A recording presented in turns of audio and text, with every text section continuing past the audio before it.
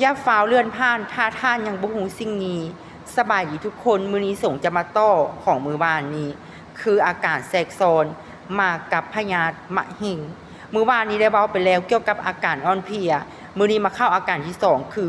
ปอดซ้ำเหือเป็นหยังจึงเป็นแบบนี้ส่งจะมาอธิบายให้ทุกคนได้ฮู้ตั้งใจฟังให้ดีขั้นตอนแรกคือ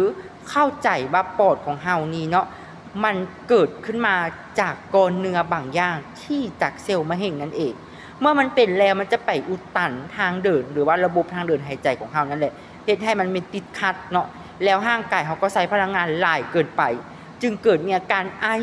หอบหืดแน่นหน้าอกเจ็บท้องปวดห้างปุ้นท้องเข้ามาอาการแบบนี้มาจากมะเร็งล้วนๆหรือความเสี่ยงสูงถ้าคนใดที่ว่าเป็นใหม่ๆก็โอกาสที่จะหายดีหรือในการปิ้นปวกก็ใช้เวลาบ่ดนแต่ถ้าคนใดที่เป็นมาดนหรือกำลังปิ้นปวกอยู่แบบนี้อาการก็จะพอทุเลา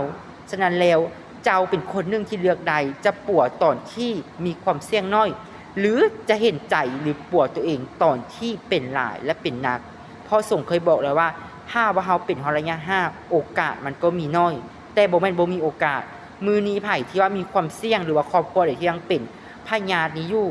ฟาวตัวเองด้วนแล้วถ้าขาส่งย้ำเลยทุกคนปรึกษาฟรีในช่วงนี้ตอน5ปี2026จนเบิดเดือน1นี้เลยเนาะทุกคนมาก้อนก็จะมีสิทธิ์ก้อนมาซาอาจจะบ่มีสุขภาพให้ได้เบิ่งแยงแล้ว